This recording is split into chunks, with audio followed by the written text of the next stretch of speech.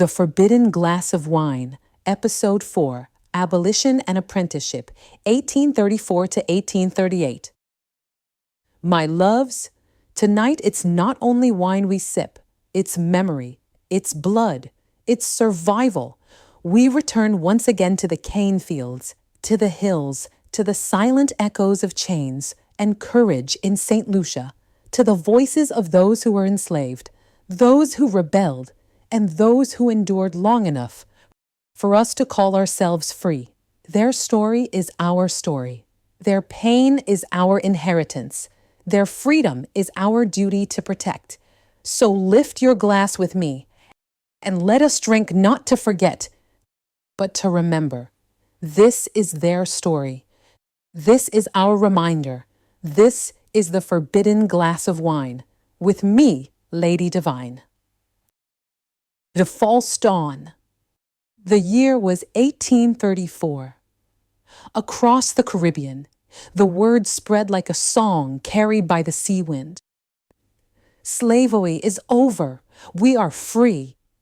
It began as a whisper in the cane fields, a murmur among tired men still bent from yesterday's labor. Then it grew, a ripple across the plantations, spilling into the villages, echoing through the mountains. Mothers clutched their children, tears blurring their sight. Old men raised trembling hands toward the heavens, whispering, "Thank you, Lord, at last." The drums returned, softly at first, beating in secret corners, where the enslaved once prayed in silence. And in that moment, my loves, the island itself seemed to exhale. Hope rose like the morning sun. The hills glowed gold with promise. Women sang psalms they were once forbidden to sing. Children laughed, chasing the new light of freedom they could not yet understand. The air was thick with something sacred, the scent of redemption mixed with the sweetness of sugar and sweat. But the dawn, my loves, was not full daylight. It was only a thin ribbon of light before the storm, because the morning of freedom came clothed in a shadow. They said we were free, but kept us bound. They said the chains were gone, but forged them in paper instead of iron. The whip no longer cracked in the open, but the same pain echoed in hidden corners of the fields. Freedom was spoken in English, signed in London, but felt nowhere in the hearts of the people still toiling beneath the Caribbean sun. The overseers still watched from their verandas. The magistrates still held the law like a whip of words. And those who had once owned flesh now owned labor, disguised under the name apprenticeship. So yes, my loves, freedom came, but it came wearing chains of its own. This glass tonight carries the bitter taste of false freedom. It holds the sweetness of hope, but also the sting of betrayal. It is the wine of our awakening. A dawn that promised light, but left us standing still in shadow. The system of apprenticeship. In 1834, the British Parliament announced to the world that slavery was abolished. They called it the Great Emancipation. London rejoiced. The politicians toasted themselves in grand halls, and the newspapers praised the empire's mercy. But here, in the Caribbean, freedom came folded between the lines of a contract. They named it the apprenticeship system, a polite word for a cruel design. Under this new law, every man, woman, and child once enslaved was declared an apprentice to their former master. For 4 long years, until 1838, they were required to keep working on the same plantations under the same sun for the same overseers. They were told, "You are no longer slaves, but you must serve. Each adult was forced to labor 45 hours a week without pay. Only after those hours, if they still had strength left, could they work for a small wage, often just a few pennies, to buy their own food. But those coins rarely found their hands. The planters found new tricks to cheat the newly freed. They called it deductions. They charged for the huts, the tools, the same earth the people had already bled for. The British officials said this was a moral training, that the apprentices must learn the discipline of freedom. But tell me, my loves, what lesson can be taught by forcing a free soul to bow once more? What morality hides in the shadow of oppression renamed? They said the lash was gone, but in its place came laws. Magistrates replaced the whip, writing punishments into ink instead of leather. If a worker was late, he was fined. If a woman refused to return to her master's field, she was jailed. If a man spoke out, he was whipped for insolence. Freedom was written in English, but pain still spoke in Creole. The system was a mirror with a new reflection, slavery disguised as supervision. The planters called themselves guardians of the emancipated, but they were guarding their profits, not the people. And so in St. Lucia, as in Jamaica, Barbados, Trinidad, and beyond, the people awoke to a cruel realization. The chains were gone, but the bondage remained. They were told they must earn their freedom, as if 4 centuries of forced labor had not paid the price already. They were told they were free on paper, but still forbidden to leave the estate without permission. They were told the whip was outlawed, but men still bore the scars of discipline on their backs. The British governors wrote proud reports to London. The apprentices are adjusting well, but in the huts, at night, the truth was whispered among the people. We still working for massa. Nous pas libres toujours. We still not free. And the planters smiled. Because they had lost ownership of bodies, but kept control of lives. Freedom, my loves, had come with a receipt attached. It was a bargain that favored the oppressor once more, a bridge between slavery and liberty, but built so the masters could still walk across the backs of the people. Yet even in that false dawn, the spirit of our ancestors refused to break. They prayed, they saved, they plotted quietly, and in every whispered song, in every evening firelight, they told their children, hold on, freedom comin' for true. A historical deep dive. St. Lucia's reality. Come closer, my loves, and see how apprenticeship felt in St. Lucia, not in London speeches, but in our people's bones. At Castries, ships still came and went, carrying sugar and rum as if nothing had changed. Ledgers replaced chains, signatures replaced shackles. In the cul-de-sac valley, the cutlasses still flashed at dawn. Men rose before the rooster, bent to the cane with the same aching backs, and counted the hours not for pay, but to satisfy the new rule, 45 hours a week for free. At Soufrière, beneath the watching piton, the earth smelled of sulfur and rain.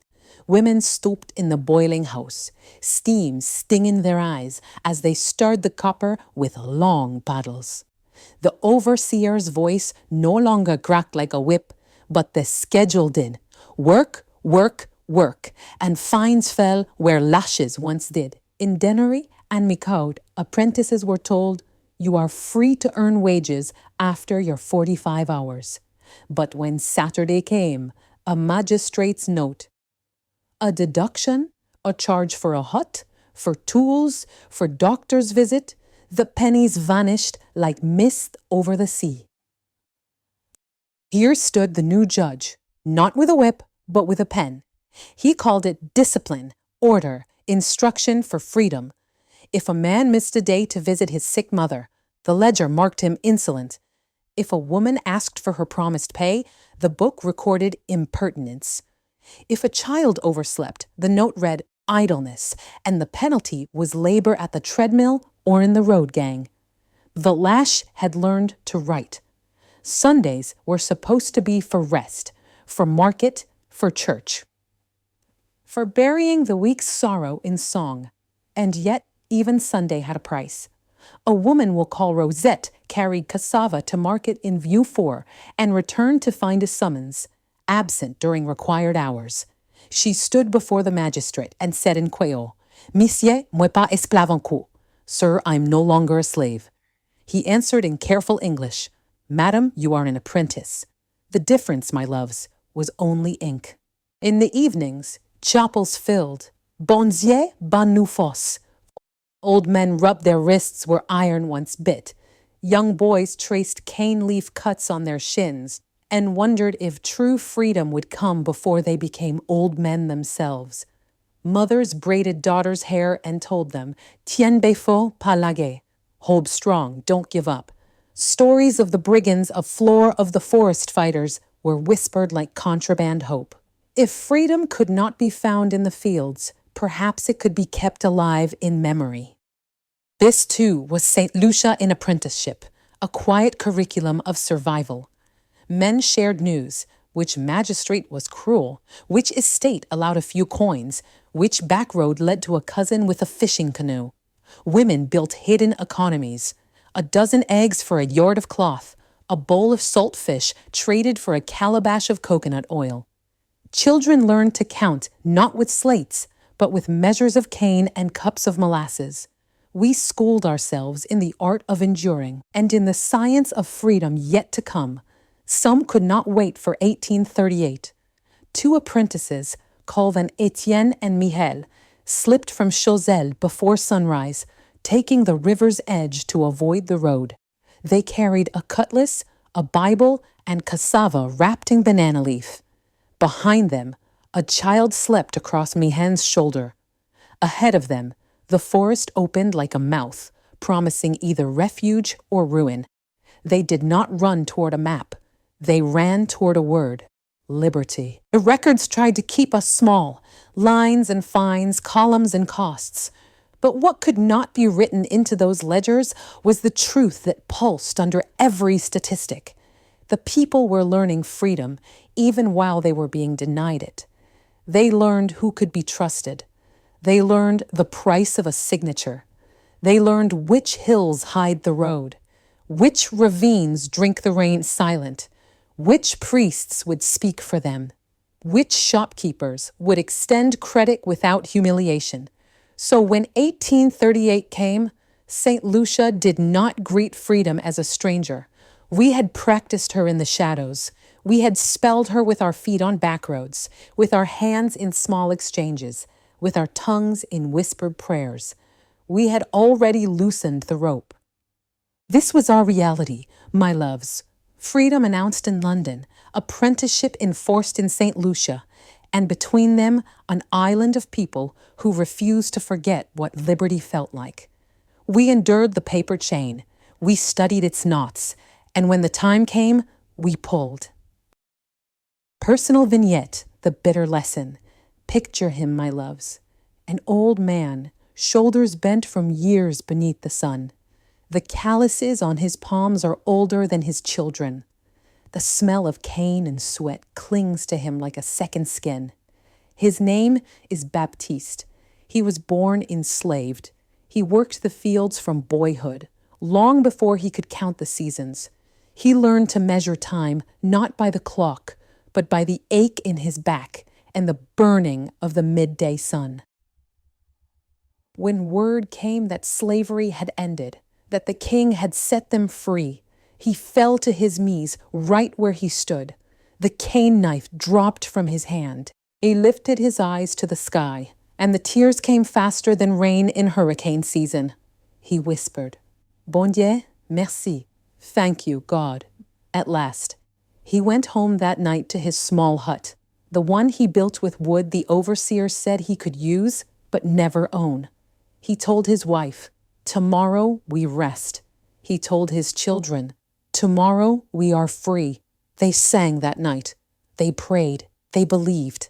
But at sunrise, the sound of freedom was not silence. It was the same bell that called them to the fields, the same voice shouting orders, the same boots pressing through the mud. The overseer arrived, not with a whip this time, but with papers. He said, "You are no longer slaves, but you must serve as apprentices." He smiled as if giving a gift, but Baptiste could see the lie sitting behind his teeth. The old man looked at his hands, cracked, blackened, scarred. Hands that had planted 1,000 rows, but never once reaped a harvest for himself. He looked at his children, their small faces shining with a kind of hope only the young can carry. And in that moment, hope broke his heart, because he understood. Freedom had come dressed in deceit. The master had changed his title, but not his nature. The whip had become a law. The chain had become a contract. And so Baptiste went back to the fields, day after day, hour after hour, swinging the same blade, cutting the same stalks, bleeding for a system that dared call him free. His body grew weaker, but his spirit, that flame within, never went out. Each night, after the children slept, he sat by a small candle, eyes lost in the flicker. He whispered prayers, not for himself, but for those who would come after. "Lord," he said, "if this is what they call freedom, then let my children one day taste the real kind. Let them live in a world where they work for their own bread, where no man owns another's sweat, where no child is born into chains of any kind." Years passed. He grew older, slower, quieter. The fields kept changing hands. The masters kept changing names. But Baptiste kept his vow. He taught his children to read, to count, to speak their worth aloud. He told them, freedom is not given, is taken and kept. And when the final bell rang in 1838, he was too frail to work, too tired to celebrate. But as he watched his grandchildren play in the dirt, he smiled, a quiet smile, like a man who had carried the cross long enough to see the dawn. He closed his eyes that night and whispered his last prayer. Bon Dieu, Nimwe Solela, God, I see the sun. The struggle for true emancipation. By 1836, 2 years after freedom, the Caribbean was restless. The word apprenticeship had soured in the mouth. It no longer meant promise. It meant betrayal. Across the islands, from Jamaica to Barbados, from Trinidad to St. Lucia, the people were murmuring, 4 more years? 4 more years of this?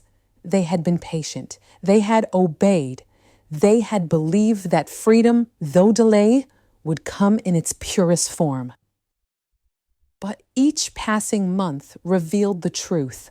The planters did not intend to ever let go. Reports flooded back to London, not from the planters, but from missionaries, teachers, and abolitionists. They wrote of injustice, of apprentices imprisoned for minor faults, of women beaten for disobedience, of children made to labor without schooling. And in the British Parliament, the debate began anew. The abolitionists stood once more, voices trembling with moral fire. They asked, what kind of freedom demands 45 hours of unpaid labor? What kind of liberty still smells of the whip? In London's grand halls, men argued over the meaning of humanity, while here, under the Caribbean sun, humanity bent once more beneath the cane. But my loves, something was changing. The people had learned too much from bondage to ever go quietly again. In Jamaica, the apprentices laid down their tools. In Barbados, they refused to work without wages. In Trinidad, in St. Vincent, in St. Lucia, they gathered at night, under moonlight and palm trees, whispering, "No more." And the women, the mothers, the keepers of faith, they spread the word faster than letters could travel.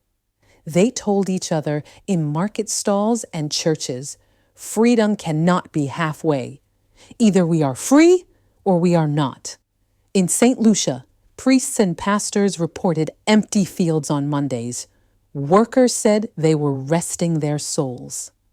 The magistrates called it laziness, but it was protest.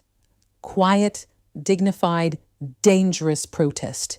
And in those hidden hills, the same mountains where Fleur Bois-Gaillard once fought, the spirit of rebellion stirred again, not with fire this time, but with resolve. A rebellion of patience, a revolution of endurance. By 1838, the British Empire could no longer defend the lie. The moral weight was too heavy, the petitions too many, the reports too damning. Even the newspapers in England began to print the truth. Apprenticeship is but slavery under another name. And so the government relented. In June of that year, word spread across the colonies. On the first day of August, total emancipation. Oh, my loves, what a sound it was. The island's heartbeat quickened. Church bells were cleaned, choirs rehearsed. Drums, once forbidden, were repaired and tuned. In the huts, mothers dressed their children in white cloth stitched from old rags. Fathers carved wooden crosses. Grandmothers prepared cassava and coconut for the feast. And when that day came, August 1st, 1838, from Castries to Vieux Fort, the people walked barefoot to the churches and the fields. And as the bells began to ring, they sang, "Nous libérés, we free." They wept, they danced, they held each other and prayed, not to kings, but to the God who had heard them all along. And there, in the heart of St. Lucia, in the very soil that had been soaked with their blood, freedom finally took her first full breath. But freedom, my loves, did not come with wealth. It came with wounds. The cane fields still belonged to the masters. The land was still not ours. The schools were few. The laws still bent toward power. The chains were broken, yes, but the scars, they remained. And even today, when we walk these streets, the echoes of that struggle still live beneath our feet. This was the true emancipation, won not by Parliament, but by persistence, not granted by empire, but claimed by faith. My loves, tonight we have sipped from the cup of history, but the taste is not yet sweet. Freedom has been spoken, yes, but not yet fulfilled. This was only the dawn, not the day. Our ancestors awoke to hope, only to find their hands still bound. They sang songs of deliverance while their bodies still labored for the same masters. So tonight, as we close our glass and our hearts, I ask you, do not forget this moment of unfinished freedom. Do not forget the weight of their patience, the fire of their faith. Rest your heart, my loves, because when we return, we'll drink again, and this time the taste will be truth itself. The day will rise, the chains will fall, and we will see what freedom truly means. Until then, stay grounded, stay grateful, and remember. And if this story touched your spirit, if you believe our ancestors deserve to be remembered, then don't let their voices fade here. Like, share, and subscribe to The Forbidden Glass of Wine with me, Lady Divine. Because every sip tells a story, and every story brings us closer to peace. Until next time, my loves, let the memory live, let the hope rise, and let the healing begin.